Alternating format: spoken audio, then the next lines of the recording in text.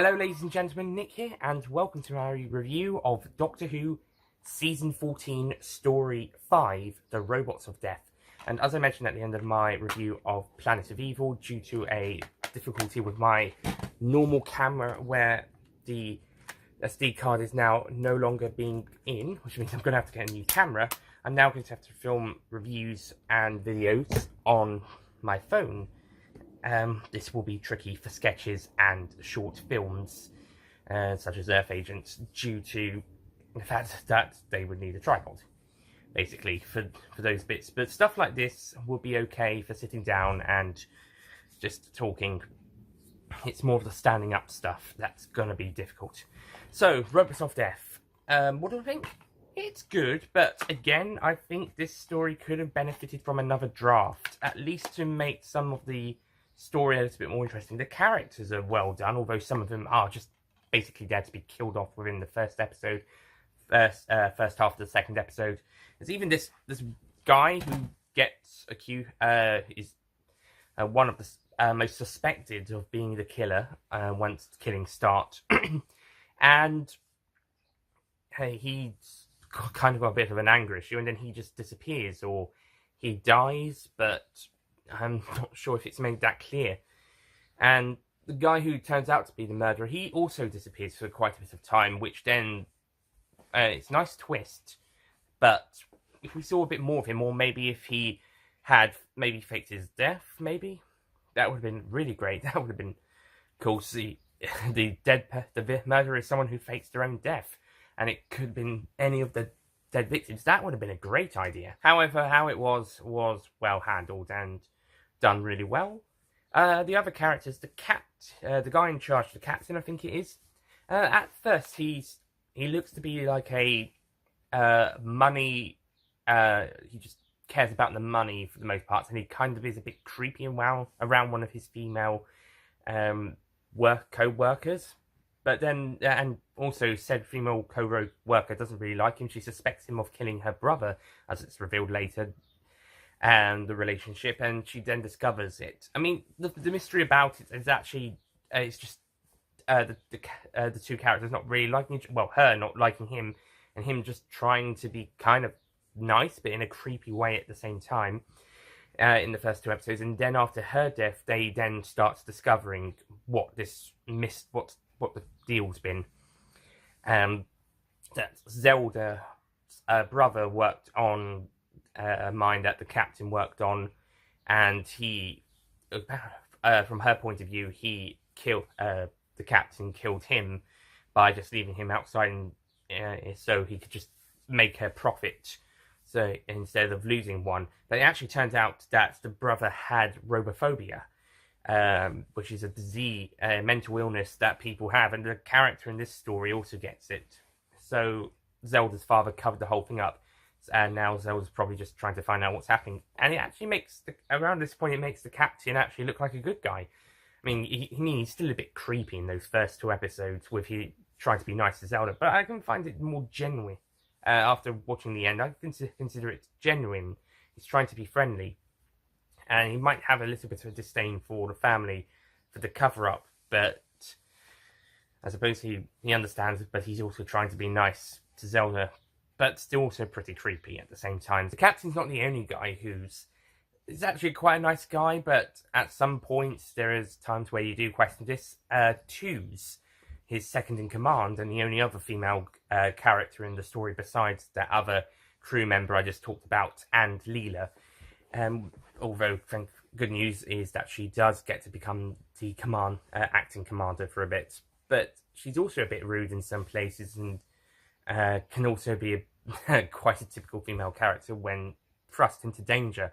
Leela, she is not. So, yeah, but she's not a bad character. I suppose she's quite generic in some places. In other places, she's actually pretty great.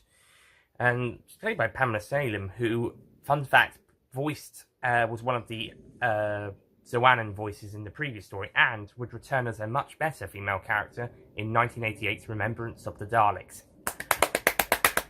Other characters include that guy I mentioned earlier on about how he was kind of suspected and then he just disappeared.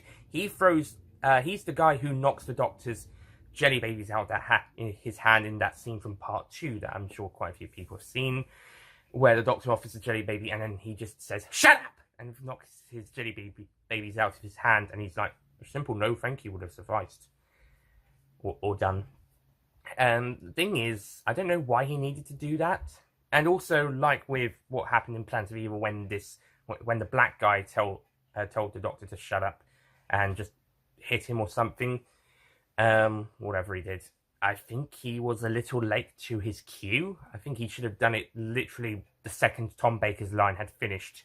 But again, he were off the cue again, and they kept that scene. Well, maybe that was the only one they could do in this case because of the jelly babies. I'm hoping the Doctor got those jelly babies back. I'm also hoping that guy actually did die, if they don't say. I'm sure he does, but I'm not sure if they're accurate.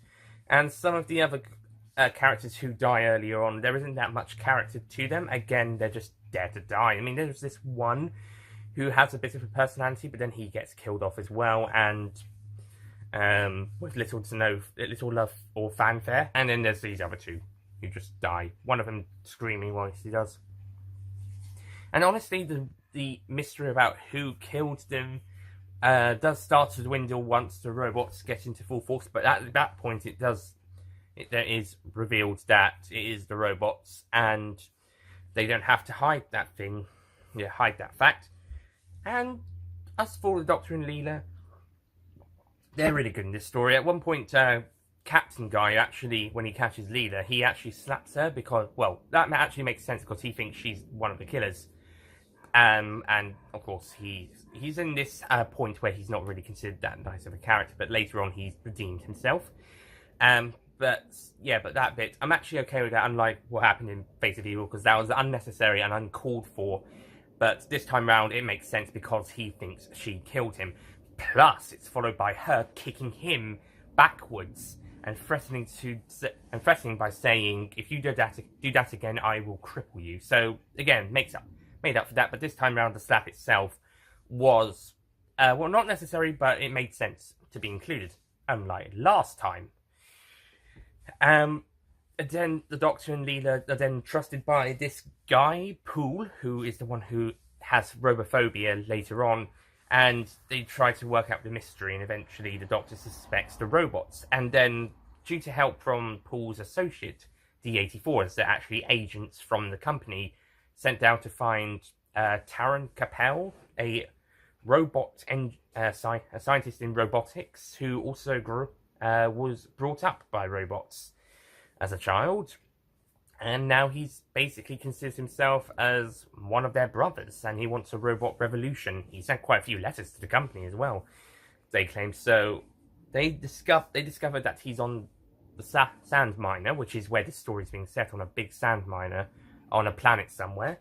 And eventually they discovered that it's a crew member. I can't remember his name, but it's a crew member. It's the crew member that, if this story was being made now, would be played by Simon Farnaby. At least the two actors look very similar. Simon Farnaby, of course, being from Horrible Histories, if you remember that. And recently a show called Ghosts. In fact, why not have the whole Horrible Histories crew in the story? In fact, that's a good idea. Doctor Who casting directors have a story where the Horrible Histories crew are the main supporting characters, plus a few others, such as the two other main characters from Ghost, 4 other main characters actually, although one of them has already guest appeared in a recent story. But then again, we've had guest characters appear in recent stories non-stop in the classic series. So look at Pamela Salem in this one. She just literally a voice in the previous one. So multiple roles. Anyway, there's not much more I can say, but the production design looks okay, pretty basic. The robots look really cool, pretty nice. I like D-84. He's a pretty good character, and he sounds very like he actually sounds like a robot that doesn't really have any emotions, but has a few in there to keep him a likable character. Because he sounds pretty bored and uninterested in the stuff, pretty standard robotic voice, but at a lower level, maybe a bit dim to to represent his dumb class, as they're called. There's a bit of as well as there's a bit of robot racism in this story as well. I think this story can be an allegory for racism, as well as the sci-fi murder mystery story. So yeah, it's not that political, but it could. Well, actually, it might be. But it's certainly an allegory for racism, and I think that bit is handled really well, especially as you've got T-84 as a really likeable side character who helps the Doctor investigate Taron Capel and eventually come to stop him. And he's sadly killed by one of the controlled robots. So yeah, but he was a really great character. So on the whole, this story doesn't have, it's not a huge amount going for it, but it's still got some great moments, some fun bits. It does slightly drag a little in some places, but that's when bits aren't really happening. And the final act, again, a little bit of a rushed ending. I mean, it's not too bad, but it's a bit fast-paced, and the Doctor and Leela just leave without, and then everybody just wakes up after they've gone, and are rescued by a rescue ship. There's also a great bit where they use helium to change Taron's voice so that his voice won't be recognised by the robots and he is killed at their hands. It also manages to turn everybody else's voices, change everybody else's voice apart from the Doctor's, because he's a Time Lord. He has the secondary respiration bypassing whatever he says. And there's some funny moments from Leela where her voice sounds, as the Doctor puts it, like a mouse. It actually works really well. In fact, Leela is great in this story. And I also like the bit in part 1 where the Doctor's explaining the transcendental engineering, which I'm sure a lot of people must have been confused on about since 1963, about how a big box can fit inside a small box. If the big box was further away, it looks smaller from a distance, but it is bigger. And if you put that into the small box, then that's how a TARDIS is like. As silly as it sounds, but it's how the Time Lords were able to they discovered that and were able to use it to make TARDISes and other things bigger on the inside, like the Genesis Ark, for the example. So that's a great scene. It doesn't last very long, but it's great. And I also like seeing Leela having a try at a yo-yo. And it's just that there's a bit of, not padding, there's just a bit of nothingness. Just little nothing during some of the episodes. And maybe part 4 is a bit more filled with stuff. But, oh well. On the whole, the story is really good and has some really great moments. So I'm going to give the Robots of Death an 8 out of 10.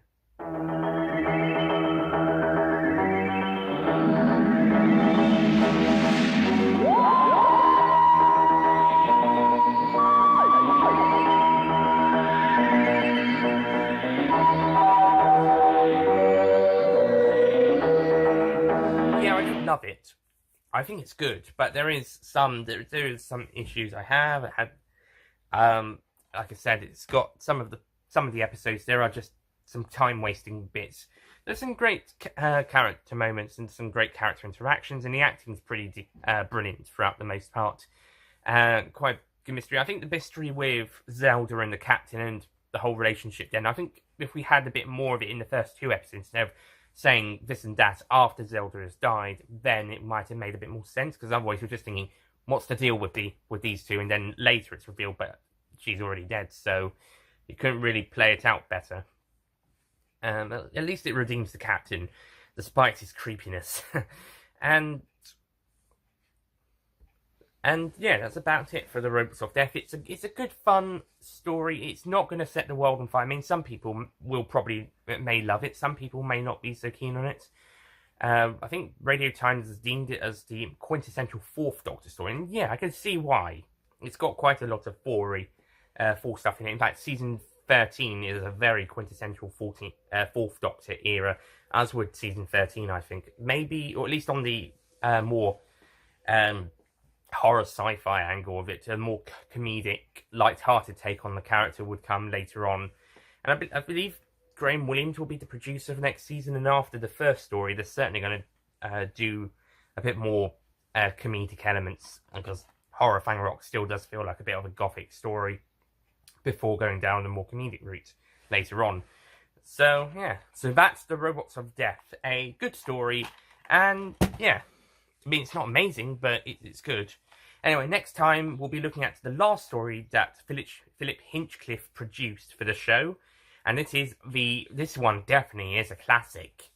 The Talons of Weng-Chiang. Spoiler alert, this story came 5th on the 2014 Best Doctor Who Magazine poll, where people would vote in their rankings of each story between An Earthly Child and The Time of the Doctor, and this story came 5th.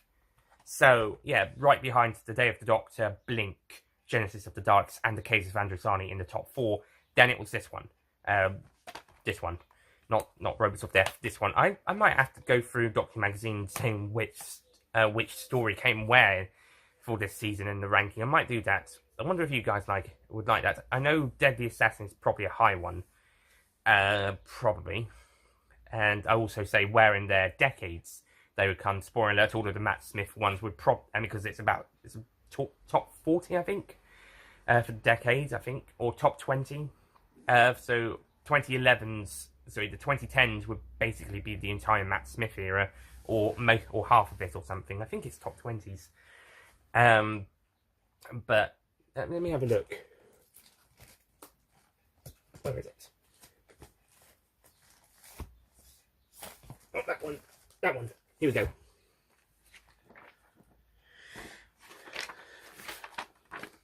Yeah, top 20s. They'll have the first 10 on the. So they'll have a page like this is every decade from 60 to 2010s. They'll have the top 10 here on the side, and then the next couple pages will be the top 5. 10 to 6 on one page, 2 pages, and then a page for 5 to 2, and then 2 pages for number 1. And this repeat this for each decade. This story, Talons of Weng-Chiang comes third in the 70s, and The Assassin is actually Robots of Death is 5th. Where's The Assassin then? That's 9th. Okay. Anyway, so I think I've rambled long enough. But anyway, every decade except the 90s, of course. But it has 2000s, and then 2010s. Well, 2010s would be most of the Matt Smith era, as it's up to 2013. Wonder how it would be like with the addition of the Capaldi era and the first year of Whittaker. We'll see. Anyways, that's it from me. Thank you for watching. Sorry for this extended prologue, I suppose. And I'll see you guys next time. Goodbye.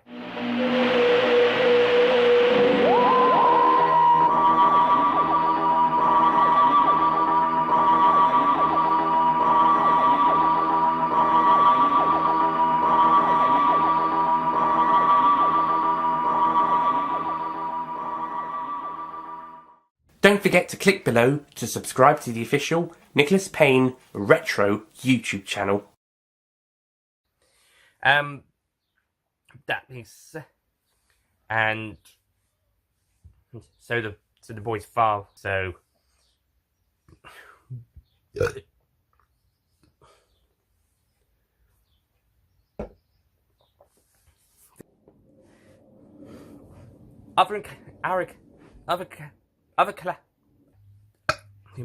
But by the looks of him, if this story was being made now, it's the crew member that would be played by Simon Farnaby.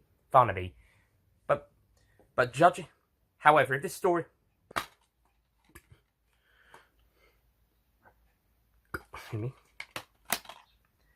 so that